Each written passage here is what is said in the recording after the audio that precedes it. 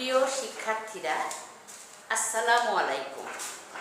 আশা করি আল্লাহর রহমতে তোমরা সুস্থ আছো, ভালো আছো, নিরাপদে আছো। আমি সৈয়দা শাহিনারা বেগম, সহকারী অধ্যাপক বাংলা, চুরখাই ইসলামিয়া সিনিয়র ফাজিল মাদ্রাসা অনলাইন মাদ্রাসা কর্তৃক আয়োজিত অনলাইন ক্লাস থেকে তোমাদের স্বাগত জানাচ্ছি। আজ আমি তোমাদের পড়াবো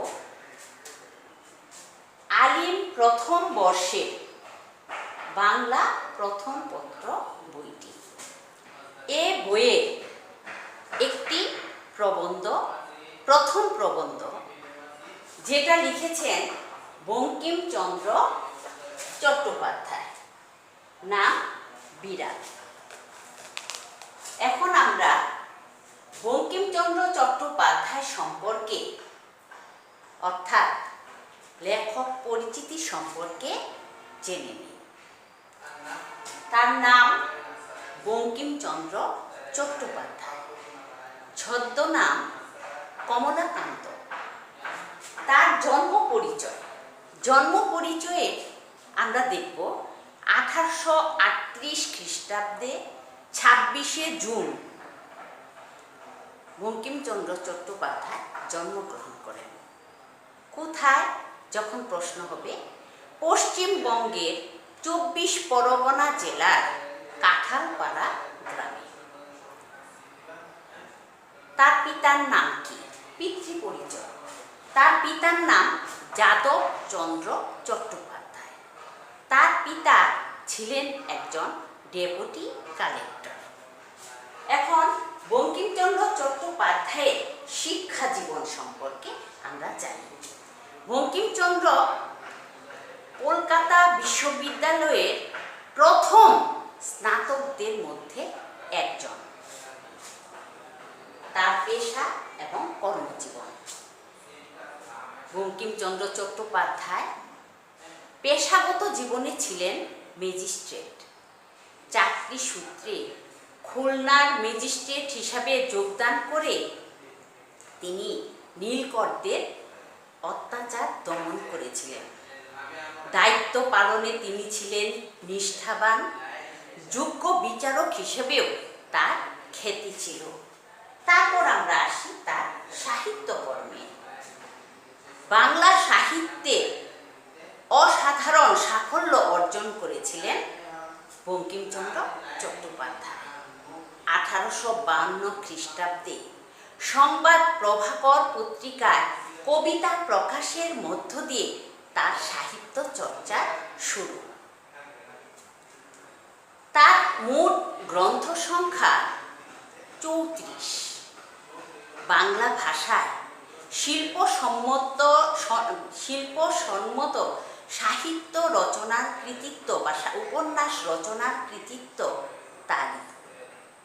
তার প্রথম উপন্যাস দুর্গেশ নন্দিনী 1865 সালে প্রকাশিত হয়। এটি বাংলা সাহিত্যের প্রথম সার্থক উপন্যাস। অন্যান্য উপন্যাসের মধ্যে তার কপালকুণ্ডলা, মৃণালিনী, বিষবৃক্ষ, কৃষ্ণকান্তের উইল, ইন্দিরা, যুগলাঙ্গুরীয়, আনন্দমঠ, চন্দ্রশেখর, রাধারানী, রজনী, রাজসিংহ, সীতারাম, দেবী চৌধুরানী ইত্যাদি। ইংরেজি উপন্যাস অর্থাৎ রাজমোহনস ওয়াইফ নামে একটি ইংরেজি উপন্যাসও বঙ্কিমচন্দ্র রচনা করেছেন। বঙ্কিমচন্দ্র ধর্ম, দর্শন, সাহিত্য, ভাষা ও সমাজ বিষয়ক অনেক প্রবন্ধ লিখেছেন। প্রবন্ধগুলির মধ্যে লোকরহস্য, বিজ্ঞান রহস্য, কৃষ্ণ চরিত্র, কমলাকান্তের দপ্তর, সাম্য, বিবিধ প্রবন্ধ গ্রন্থ ইত্যাদি। উপন্যাস ও প্রবন্ধ রচনার বাইরে বঙ্কিমচন্দ্র চট্টোপাধ্যায় বঙ্গদর্শন সম্পাদনা ও প্রকাশ করেন। এটা ছিল তার অন্যতম কীর্তি 1872 খ্রিস্টাব্দে। তাহলে এই যে উপন্যাস প্রবন্ধ এই লেখার কারণে সে স্বীকৃতি পেয়েছিল, অর্থাৎ বঙ্কিমচন্দ্র বাংলা সাহিত্যের অসাধারণ কৃতিত্বের জন্য বা অবদানের জন্য সাহিত্য সম্রাট হিসেবে ভূষিত হন। তিনি 1894 খ্রিস্টাব্দে 8 এপ্রিল কলকাতায় মৃত্যুবরণ করেন। প্রিয় শিক্ষার্থীরা, এখানে তোমাদের মনে রাখতে হবে বঙ্কিমচন্দ্রের জন্ম কত খ্রিস্টাব্দে, কত তারিখে, কোথায়, আলাদা আলাদা ভাবে। পশ্চিমবঙ্গের 24 পরগনা কাঁঠালপাড়া গ্রাম, অর্থাৎ গ্রামের কথাটাও তোমাদের মনে রাখতে হবে। জ্ঞানমূলক বহু নির্বাচনী প্রশ্নে 3-4টি উত্তর দেওয়া থাকে, সেখানে গ্রামের নাম অন্যটা বলে তখন তোমরা বুঝতে পারবে সে জন্মগ্রহণ করেছেন কাঁঠালপাড়া গ্রামে। তার পিতা ছিল ডেপুটি কালেক্টর, অর্থাৎ শিক্ষা জীবন কোথায়, সে পেশায় সে কি ছিলেন, ম্যাজিস্ট্রেট। তার সাহিত্যকর্ম অর্থাৎ সংবাদ প্রভাকর পত্রিকায় প্রথম তার সাহিত্য চর্চা শুরু। বঙ্গদর্শন পত্রিকাটা কার সম্পাদনায় প্রকাশিত হয়েছিল এবং সাহিত্য সম্রাট কাকে বলা হয়? বঙ্কিমচন্দ্র চট্টোপাধ্যায়কে। কত সালে মৃত্যুবরণ করেন? 1894, 8 এপ্রিল। কোথায়? কলকাতায়। প্রিয় শিক্ষার্থীরা, আমরা বঙ্কিমচন্দ্র চট্টোপাধ্যায় সম্পর্কে জানতে পারলাম। এখন আমরা চলে যাব মূল প্রবন্ধে, অর্থাৎ বিড়াল প্রবন্ধে। বিড়াল বঙ্কিমচন্দ্রের একটি উল্লেখযোগ্য প্রবন্ধ। তাহলে আমরা সুন্দরভাবে জিনিসটা বলি।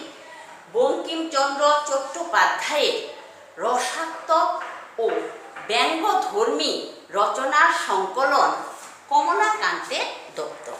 এই যে কমলাকান্তের দপ্তর 3 অংশে বিভক্ত। এর গ্রন্থটিতে যে কটি প্রবন্ধ আছে তার মধ্যে সবচেয়ে উল্লেখযোগ্য প্রবন্ধ বিড়াল। তাহলে বিড়াল বঙ্কিমচন্দ্র চট্টোপাধ্যায়ের রসাত্মক ও ব্যঙ্গধর্মী প্রবন্ধ। এটা কোথা থেকে সংকলিত হয়েছে? কমলাকান্তের দপ্তর থেকে সংকলিত হয়েছে। এখন আমরা প্রবন্ধের ভিতর চলে যাই। এই প্রবন্ধ পাঠে আমরা দেখব একদিন কমলাকান্ত নেশায় বুঁদ হয়ে ওয়াটারলু যুদ্ধ নিয়ে ভাবছিলেন। এমন সময় একটি বিড়াল এসে কমলাকান্তের জন্য রাখা দুধ খেয়ে ফেলে, দুধটুকু খেয়ে ফেলে। ঘটনাটা বোঝার পর কমলাকান্ত লাঠি নিয়ে তাকে মারতে উদ্যত হয়। তখন কমলাকান্ত ও বিড়ালের মধ্যে কাল্পনিক কথোপকথন চলতে থাকে। এর প্রথম অংশ নিখাদ হাস্যরসাত্মক, পরের অংশ গূঢ়ার্থে সন্নিহিত। বিড়াল প্রবন্ধে প্রাবন্ধিক। এখন আমি আরেকটা কথা বলি, তাহলে তোমাদের প্রশ্ন, বিড়াল কোন কাব্যগ্রন্থ, কোন গ্রন্থের অন্তর্গত? কমলাকান্তের দপ্তর, অর্থাৎ কমলাকান্তের দপ্তর থেকে সংকলিত বিড়াল প্রবন্ধটি। বিড়াল কি জাতীয় প্রবন্ধ? রসাত্মক ও ব্যঙ্গধর্মী প্রবন্ধ। প্রবন্ধর অংশ আমরা জানলাম। এখন আমরা দেখব এই প্রবন্ধের মধ্যে, অর্থাৎ মাঝে কি আছে। বিড়াল প্রবন্ধে প্রাবন্ধিক ব্যঙ্গ ও কৌতুকের মাধ্যমে ধনী দরিদ্রের বৈষম্য তুলে ধরেছেন। বিড়াল এই প্রবন্ধে দারিদ্র, বঞ্চিত, শোষিত সমাজের প্রতিনিধি। বিড়াল রচনায় বঙ্কিমচন্দ্র চট্টোপাধ্যায় বিড়ালের মুখ দিয়ে অতি কৌশলে সমাজের ধনিক শ্রেণীর অপচয়, কৃপণতা ও অন্যায়ের প্রতি ব্যঙ্গ প্রকাশ করেছেন। বিড়ালের কণ্ঠে পৃথিবীর সকল বঞ্চিত, নিষ্পেষিত, দলিতের ক্ষোভ, প্রতিবাদ, মর্মবেদনা যুক্তিগ্রাহ্য রূপে ফুটিয়ে তুলেছেন। বিড়ালের মতে সে চোর বটে, কিন্তু সে ইচ্ছা করে চোর হয়নি। খেতে না পারার কারণে চোর হয়েছে, চুরি করেছে। যারা বড় বড় সাধু চোরের নামে শিউরে ওঠেন, তারা অনেকে চোর অপেক্ষাও অধার্মিক। মাছের কাঁটা, পাতের ভাত যা দিয়ে ইচ্ছা করলে বিড়ালের ক্ষুধা দূর করা যায়, লোকজন তা না করে সেই উচ্ছিষ্ট খাবার নর্দমায় ফেলে দেয়, জলে ফেলে দেয়। যারা ক্ষুধার্ত নয় তাদেরকেই বেশি করে খাওয়াতে চায়। ক্ষুধা কাতর শ্রীহীনদের দিকে ফিরেও তাকায় না। এ গুরুতর অভিযোগ আনে বিড়ালটি।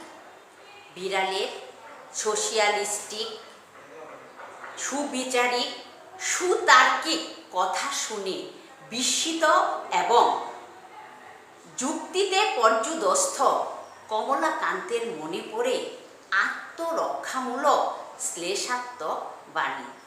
বিজ্ঞজনের মত এই, যখন বিচারে পরাস্ত হইবে তখন গম্ভীরভাবে উপদেশ প্রদান করিবে, এবং তিনি সেরকম কৌশলের আশ্রয় নেন।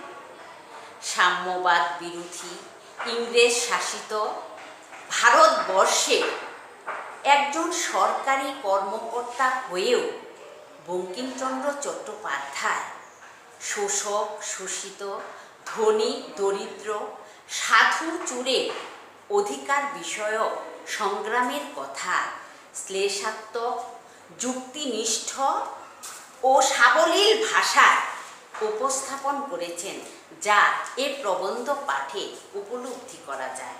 প্রিয় শিক্ষার্থীরা, তোমরা খুব সুন্দরভাবে লেখক পরিচিতি, পাঠ পরিচিতি এবং সমস্ত প্রবন্ধটা মনোযোগ দিয়ে পড়বে।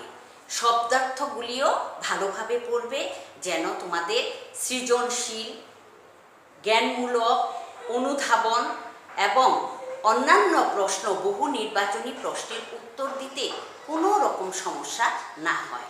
তোমরা বইটা এই ক্লাস করার সময় মূল বইটা সামনে রাখবে এবং দাগ দিয়ে দিয়ে পড়বে, যাতে তোমাদের কোনো রকম সমস্যা না হয়। তোমরা সুস্থ থেকো, ভালো থেকো এবং নিরাপদে থেকো, এই প্রত্যাশা করে আজ আমি এখানেই শেষ করছি। খুদা হাফেজ।